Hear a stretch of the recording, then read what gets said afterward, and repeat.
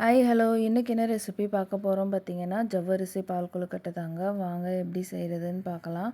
இதுக்கு வந்து ஃபஸ்ட்டு நம்ம தண்ணியை கொதிக்க வச்சு எடுத்துக்க போகிறோம். ஒரு 1/2 லிட்டர் தண்ணியில் கொஞ்சோண்டு உப்பு போட்டுட்டு எண்ணெய் கொஞ்சம் ஊற்றிட்டு நல்லா கொதிக்க வச்சு எடுத்துக்கலாம். இது வந்து மாவு பிசைகிறதுக்காக தண்ணியை கொதிக்க வச்சு எடுத்துக்கிறோம். அப்போ தான் மாவு நமக்கு சாஃப்டாக நல்லாயிருக்கும். அதுக்கப்புறமா 2½ கப் அளவு நான் மாவு சேர்த்துருக்கேன், பச்சரிசி மாவு. இதில் வந்து இந்த தண்ணியை கொஞ்சம் கொஞ்சமாக ஊற்றி நம்ம பிசைய போகிறோம். இந்த கொழுக்கட்டைக்கு எப்படி பிசைவோமோ அதே மாதிரி நம்ம பிசைஞ்சு மூடி வச்சுக்கலாம்.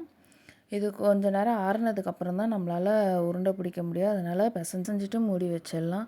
இப்போ வந்து நம்ம ஜவ்வரிசி வந்து 100 கிராம் கிட்ட எடுத்திருக்கேன். இதை நல்லா வாஷ் பண்ணிவிட்டு எடுத்து வச்சுக்கலாம். இப்போ ஸ்டவ் ஆன் பண்ணிவிட்டு அதில் ஒரு பாத்திரத்தை வச்சுருக்கேன். அதில் வந்து இந்த ஜவ்வரிசி எல்லாத்தையுமே சேர்த்துக்கிட்டு 1 லிட்டர் தண்ணி கிட்ட ஊற்றிருக்கேன். இது இப்போ நம்ம சிம்மில் வச்சிடலாம். இது பொறுமையாக வேகட்டும். இப்போ வந்து மாவு வந்து நம்ம உருண்டை பிடிச்சிக்க போகிறோம். மாவு எல்லாத்தையுமே ஒன்றா சேர்த்துட்டு நம்ம வந்து கொஞ்சம் கொஞ்சமாக எடுத்து நமக்கு என்ன ஷேப்பில் வேணுமோ அந்த மாதிரி நம்ம உருட்டி எடுத்துக்கலாம். பால்ஸாக வேணுன்னா பால்ஸாக, இல்லை இந்த மாதிரி நீட்டாக வேணும்னாலும் நீட்டாகவும் அந்த மாதிரி நம்ம உருட்டி எடுத்துக்கலாம். கையில் ஒட்டுற மாதிரி இருந்ததுன்னா கொஞ்சம் எண்ணெய் தடவிட்டு நம்ம இந்த மாதிரி உருட்டி எடுத்து வச்சுக்கலாம்.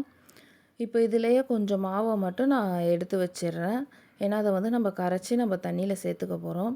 இப்போ எல்லா மாவையும் நம்ம உருட்டினதுக்கப்புறமா இட்லி குண்டாவில் வந்து நம்ம வேக வச்சு எடுக்க போகிறோம். துணி வந்து ஈரமாக இருக்கணும், ஆனால் சொத சொதன்னு இருக்கக்கூடாது. அந்த மாதிரி இருக்கணும் துணி மட்டும். அதுக்கப்புறமா இந்த உருட்டி வச்சுருக்க எல்லா மாவையும் சேர்த்துட்டு ஒரு 10 நிமிஷம் வேக்காடு வச்சு எடுத்துக்கலாம்.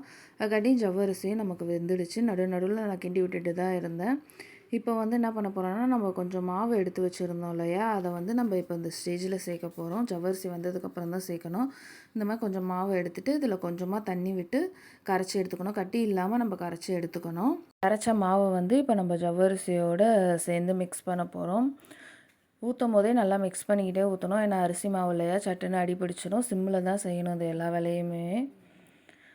இப்போ இது எல்லாத்தையும் நல்லா மிக்ஸ் பண்ணதுக்கப்புறமா இந்த அரிசி வேகிறதுக்கு கொஞ்சம் டைம் கொடுக்கணும், ஒரு 5 நிமிஷம். அதுக்காட்டி நம்ம வந்து வெல்லத்தை கரைச்சி எடுத்துக்கலாம். நான் இதுக்கு வந்து 2 கப்பு வெல்லம் வந்து நான் சேர்த்துருக்கேன். இந்த இனிப்பு வந்து இது கரெக்டாக இருக்கும் இந்த அளவுக்கு. கூட கொஞ்சம் வேணும்னா கூட ஒரு 1/4 கப்போ இல்லை 1/2 கப்போ சேர்த்துக்கோங்க. இப்போ இதை கரைச்சி எடுத்து வச்சுக்கலாம். இப்போ வந்து ஜவ்வரிசியும் அந்த பச்சரிசி மாவு சேர்த்தோம் இல்லையா, அதுவும் நல்லா வெந்து வந்துடுச்சு. இப்போ வந்து நம்ம வேக வச்சுருக்கோம் இல்லையா, அந்த கொழுக்கட்டையை வந்து நம்ம இப்போ இந்த ஸ்டேஜில் சேர்த்துக்கிறோம். அரிசி மாவு ஊற்றுனது வெந்ததுக்கப்புறம் தான் நம்ம இந்த கொழுக்கட்டையை நம்ம அதில் சேர்க்கணும். சேர்த்துட்டு ஒரு வாட்டி மிக்ஸ் பண்ணிவிட்டு வெல்லம் கரைச்சி வச்சுருக்கோம் இல்லையா, அதையும் சேர்த்துக்கலாம். இப்போ இதையும் சேர்த்து நல்லா மிக்ஸ் பண்ணிக்கலாம். வெல்லம் சேர்த்ததுக்கப்புறமா இதில் வந்து நம்ம கொஞ்சோண்டு உப்பு மட்டும் நான் இப்போ சேர்த்துக்கிறேன். ஏன்னா இந்த ஸ்வீட்னஸாக அது கொஞ்சம் தூக்கி கொடுக்கும். அதனால் நான் உப்பு கொஞ்சோண்டு சேர்த்துட்டு நல்லா மிக்ஸ் பண்ணிக்கலாம். அதுக்கப்புறமா ஒரு 1/2 ஸ்பூன் அளவு ஏலக்காய் தூளை சேர்த்துருக்கேன். இப்போ வந்து ஒரு 1/4 மூடி தேங்காய் வந்து நான் துருவி வச்சுருக்கேன். அதை வந்து இந்த ஸ்டேஜில் சேர்த்துட்டு ஒரு 2 நிமிஷம் நல்லா கலந்து விட்டுடலாம். ஒரு கொதி வந்ததுக்கப்புறமா இறக்கிடலாம். ஏன்னா இதெல்லாம் செய்யும் போது கொஞ்சம் கிளறி கொடுத்துக்கிட்டே இருக்கணும். ஏன்னா அரிசி மாவுங்கிறதால நமக்கு அடி பிடிச்சிடும் ஈஸியாக. அவ்வளோதாங்க, சூப்பர் டேஸ்டியான ஜவ்வரிசி பால் கொழுக்கட்டை ரெடி ஆகிடுச்சு. இது கண்டிப்பாக ட்ரை பண்ணி பாருங்கள். இது போல் நிறைய ரெசிபிஸ் பார்க்க என்னோடய சேனலை சப்ஸ்கிரைப் பண்ணி சப்போர்ட் பண்ணுங்கள். தேங்க்யூ ஃபார் வாட்சிங்.